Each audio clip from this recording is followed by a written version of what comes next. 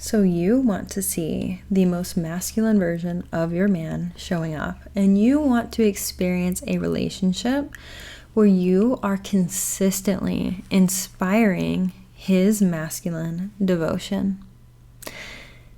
Let me tell you how. So the way to inspire a man's devotion, a masculine man's devotion to your relationship, where he is craving you, he's hunting you down, he's in that masculine pursuing energy, and this isn't just at the beginning, but as a consistent thing in your relationship, or you want to reignite that, maybe you had it in the beginning and now things are just kind of stale, you need to get very deep into your feminine receptivity to his masculine energy. What this looks like and what this feels like is when he does something that you like, right? Like you find ultra masculine, specifically that you find ultra masculine. You're like, oh, yes, I want more of that behavior. I want you to stop in that moment and really feel into your feminine depth.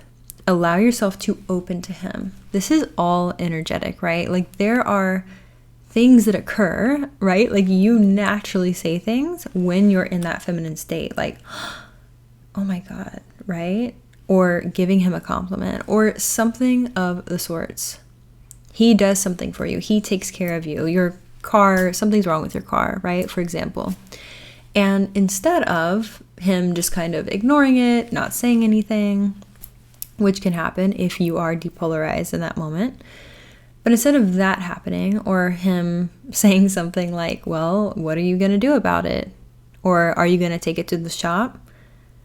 Instead of that happening, and say he shows up in a very masculine way, and he fixes it himself, for example, something my husband did the other day. The way that you experience more of his devotion in this moment is when that is noticed and responded to. So not just, oh, thank you. I mean, that's great. Hopefully you're saying thank you. But this deep, energetic, body level response. Not just something that you say. Not just something that logically you're thinking in your head. Not even something where it's like, oh, when a man does this for you, you say this. No. This is an energetic level response. When he does something that is super masculine and you're like, oh my God, if he showed up like this all the time, I would just love it. In those moments, this is when you open more. This is when you get yourself out of your head, go into your body, and open even more. What does this mean? This means letting your protective mechanisms down, letting yourself be deeply vulnerable, letting yourself really feel and be and radiate love in that moment. So this will not work. Well, it may work, but it's not intended for more transactional polarity relationships where it's more like, I just want to act feminine. I don't really want to do the spiritual work behind it and deepen in this. This is for the deeply conscious feminine women who want to activate or open up or see their man show up in this extremely awakened masculine state, right? And this is what this practice is for. So when he is able to actually feel your response, like that is what he's been craving the whole time. That's what he's been craving the whole time. He's not craving your performative femininity. He's not craving you to respond a certain way that you heard that probably gets him into his masculine energy. I mean, that's kind of what this video is, but we're talking on energetic levels here, right? We don't want performative. That's not going to deepen your connection. That's not going to deepen your polarity. That's not going to get you the intimacy and the passion that you really desire in your relationship. That's not going to have him showing up begging for more, like really devoted to you. It may work for a little bit, but the harder, deeper work, the work that's not so beautiful, right? The work that's actually takes you into that next level of really spiritual growth requires you to be very vulnerable, requires you to open yourself to where you may be hurt, right? And with that risk, because at this level of things, we're not focusing on how do I protect myself from men anymore. This is about going deeper with your man. This is about you going into a deeper feminine place. This is about him experiencing the most masculine version of him. And in that, having a relationship where polarity is the priority, really. Where he takes on willingly and as his preference the burden of the masculine, right? So that you don't have to. And it allows you to take on the full role of the feminine, where you get to be and exist really as love, as vulnerability. I mean, I could go on about what everything that the feminine is. But second of all, how do we keep this devotion, or how to initiate it to begin with? Now, this will really be helpful for those in long-term relationships, but if you are single or dating, this is a perfect thing to do as well, is shift your focus off of what is going wrong. No more nagging, having conversations about putting focus, time, energy over and over and over into what is wrong. He knows what is wrong. He knows. If you said it once, he knows, right? And so to get that devotion back, rather than being in this cycle of this is what I want, I'm not getting this, right? Going back and forth, completely killing polarity every time that conversation happens. What I want you to do is refocus on what you actually want to experience. Do you want to experience yourself as a person who has this polarity in their relationship, or do you want to focus on what's wrong, right? And when, as from the feminine side of things, when we are just focusing on what is not going right, what is wrong, we are subconsciously putting walls up, which is just going to make the cycle happen all over again. And he is just going to retract. He's going to go into the avoidance mode, because that's what happens with the masculine. That's what happens.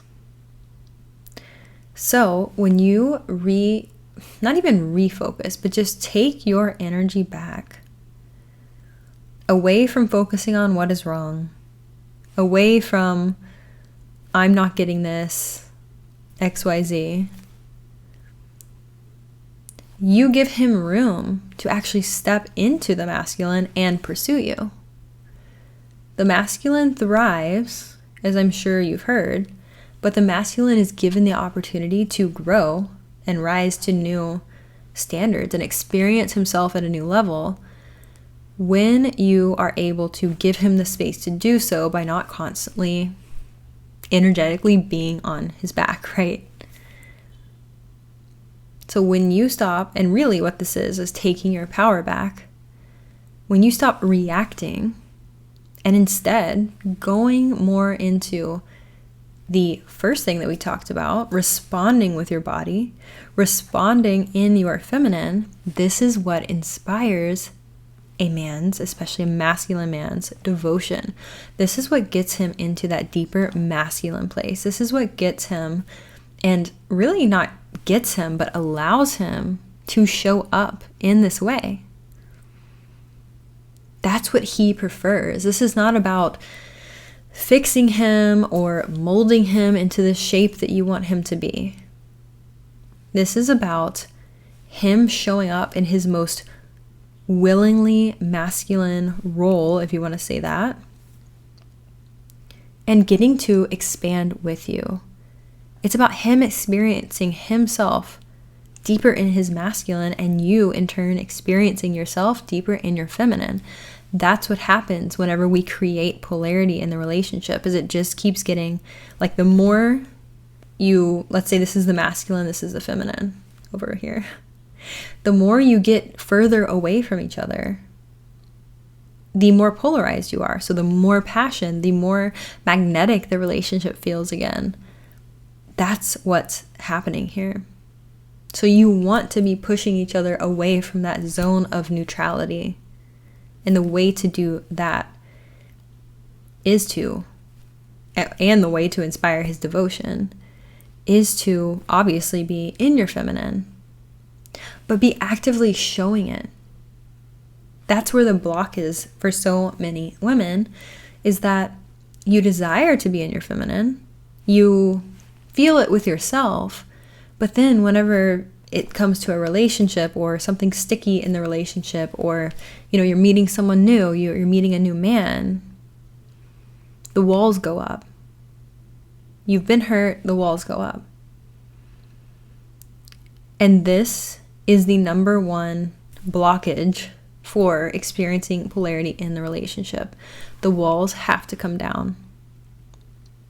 Both the masculine and the feminine require their own unique flavor of safety. The feminine needs to know that the masculine is reliable, he's consistent, he's in integrity, he does what he says he's going to do, he's able to be present with you, he's not someone who is just avoidant of the world, right?